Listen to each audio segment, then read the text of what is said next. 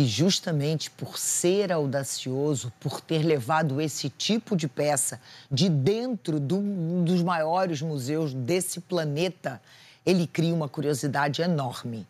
Então, a gente vai seguir falando aqui sobre esse assunto. Agora, a gente convidou e vamos conversar com a pesquisadora e autora Cláudia Tomé Witt. Cláudia, muito bem-vinda. Bom, vou começar. Eu imagino assim, se para nós, simples mortais, que nem temos muito conhecimento, esse já é um roubo que impressiona. Imagino para você, que é uma estudiosa dessas, da história e da importância dessas joias, né? Queria que você falasse um pouquinho. A gente tem como estimar esse valor? A gente tem como calcular o valor das pedras, mas o valor histórico, acho que é difícil de estimar, né? Oi, Leilane, bom dia, obrigada. É uma situação muito triste, porque são peças que são insubstituíveis. Claro que existe seguro, claro que uma parte desse valor pode ser restituído, mas a verdade é que nem todo o dinheiro do mundo tem como comprar de volta peças com essa importância, porque essas peças, essas joias, contam a história da França. Aliás, tem até relação com a história do Brasil. Então, o problema do valor dessas peças é o valor intrínseco e o valor simbólico e histórico. E isso não tem como ser recuperado. Então, realmente, é uma coisa muito triste. E expõe uma fragilidade no sistema de segurança de um dos maiores museus do mundo, que faz com que, claro, todos os museus se preocupem, porque ninguém está a salvo e é preciso realmente um protocolo de segurança mais rígido, principalmente para essas peças de grande valor. Muito, muito bom dia aqui, Camila. Quero te perguntar dois pontos. O primeiro, o que deve ser feito a partir de agora, não só na segurança que se conhece, mas também em relação à segurança ali entre os funcionários. E o segundo ponto é como é que era a manutenção de joias como essa, né, que atravessam séculos. Essa questão da segurança é sempre um equilíbrio complicado, porque você tem milhões de visitantes, né, são centenas de milhares de pessoas por dia, com um fluxo muito grande, e claro que os museus querem que as peças possam ser vistas. E quando você tem um protocolo mais rígido de segurança, isso acaba atrasando a visitação. Mas não tem jeito, né? Acaba sendo uma forma, talvez, limitar o número de pessoas por dia que podem visitar para que elas possam ser revistadas.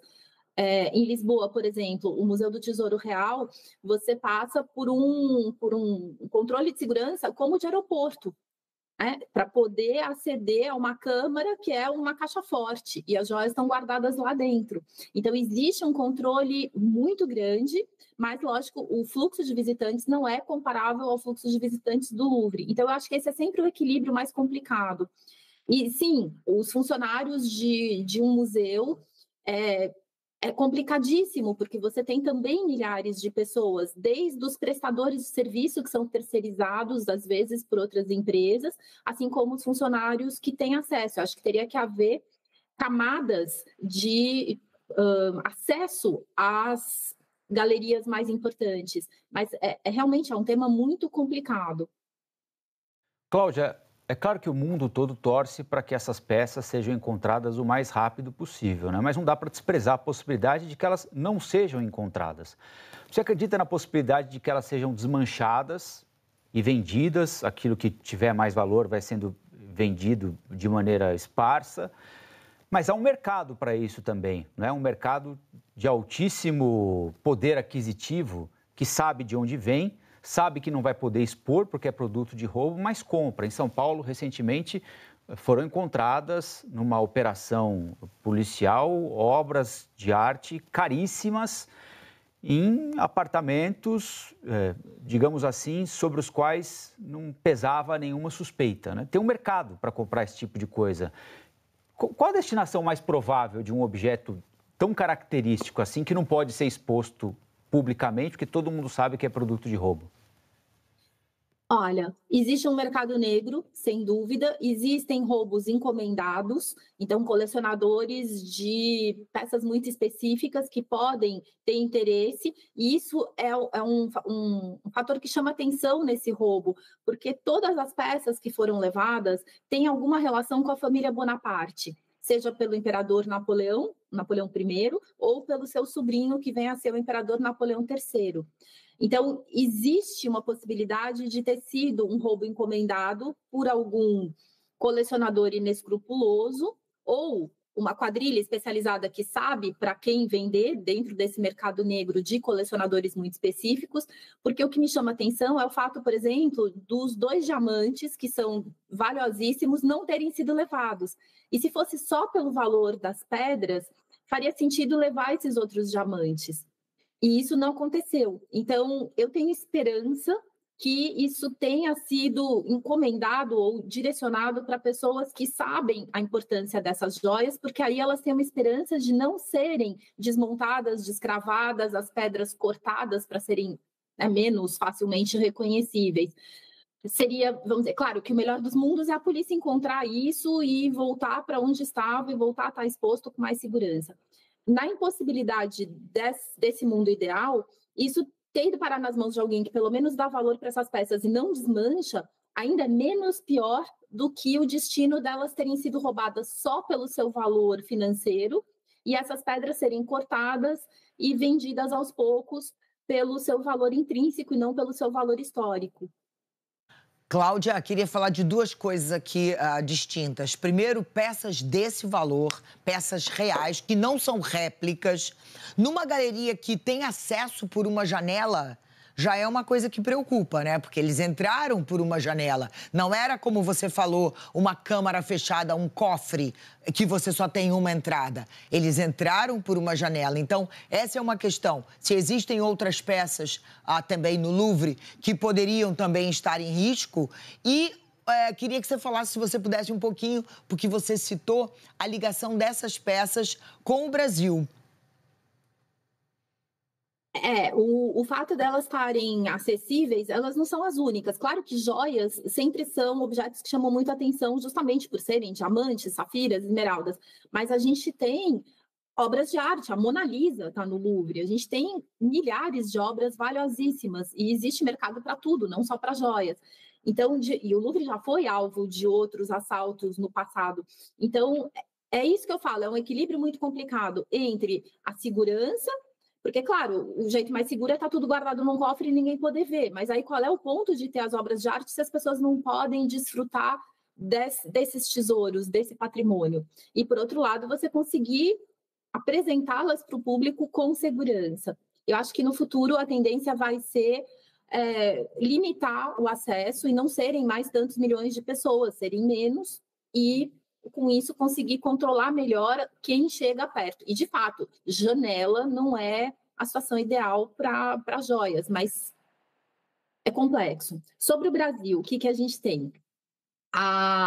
Algumas dessas peças tiveram uma relação direta com a história do Brasil, porque essas dinastias, né, os imperadores e todos eles tinham casamentos dentro de outras famílias reais e imperiais. Então, por exemplo, o colar e os brincos de esmeralda que foram roubados, uma joia muito significativa, ela foi um presente do imperador Napoleão para sua segunda esposa, que era a imperatriz Maria Luísa. Bom, essa Maria Luísa era irmã da nossa imperatriz Leopoldina. Então, a gente já tem aí um vínculo entre os dois. Depois, futuramente, a gente vai ter a questão desse conjunto de safiras, que foram roubadas 3 peças. As safiras são aquelas pedras azuis, grandes, enormes. Aquilo também tinha sido da imperatriz Leopoldina, da imperatriz Josefina, da primeira esposa do Napoleão, e acaba passando por herança para a filha, que vende para um rei da França, que vem depois deles, que é o rei Luís Felipe. E ele, então, dá esse conjunto de safiras fabuloso para sua esposa, que é a rainha Maria Amélia. Essa rainha Maria Amélia era tia da nossa imperatriz Leopoldina. E também era mãe, por exemplo, de quem vai ser o marido de uma irmã do Dom Pedro II. E essa joia em si, essas safiras fabulosas, elas vão ficar na nossa família Orleans e vão acabar sendo herdadas por uma neta da princesa Isabel. Também Isabel, que se casa dentro da família Orleans com o que seria o descendente do trono na época, né? Embora a França já não fosse mais uma monarquia. A última pessoa a usar essas safiras incríveis foi uma neta da princesa Isabel. E depois isso foi vendido ao longo do século XX para o Museu do Louvre. Então, essas peças elas têm uma relação, porque essas famílias todas são muito entrelaçadas. Cláudia, inclusive, você visitou o Louvre em 2022, fez a imagem bem de pertinho, já já a gente vai rodar aí dessa peça que você estava citando, você até me disse se é exatamente essa peça, vamos rodar agora, que você estava tratando agora, que tem toda essa linha histórica com o Brasil e que conta não só a história da França, mas se entrelaça com a história do país e principalmente o valor é inestimável. Acho que nem sei se é possível a gente tentar traduzir isso em euros, em algum valor que a gente consiga quantificar. Tá aí a imagem. Esse é o conjunto das safiras. Olha o tamanho dos diamantes, o tamanho das safiras. Enormes. São pedras do início do século XIX e é isso que dá muita pena, né? De ser um pedaço da história, enfim, uma peça insubstituível. Cada uma delas é insubstituível, cada uma delas tem a sua história. Então, é um pedaço da história do país e não só da França. Cláudia, a gente estava falando aqui no começo do Conexão, né? Se isso tivesse acontecido aqui no Brasil, o mundo tinha caído, né? Acertadamente, diga-se de passagem, né? De que forma você avalia a nossa segurança, a nossa preparação, a nossa prevenção para evitar coisas assim nos nossos museus, nos ambientes onde há objetos de valor financeiro e histórico guardados por aqui? Nossa, só lembrando que a gente perdeu a Julie Rimet, né? Que para mim é a maior perda de todas. Verdade. Nenhum país está a salvo, né? Eu acho que não só de assaltos, a gente tem desgraças como os incêndios. A gente sofreu o incêndio do Museu Nacional, mas a França também sofreu o incêndio da Notre Dame. A gente tem várias catástrofes que podem acontecer. O cuidado tem que ser em vários níveis, não é só na questão da segurança contra roubos e furtos, mas também na segurança contra vandalismo, que é um dado recente que a gente vem enfrentando. Contra incêndios, contra inundações. Então, existem várias ameaças.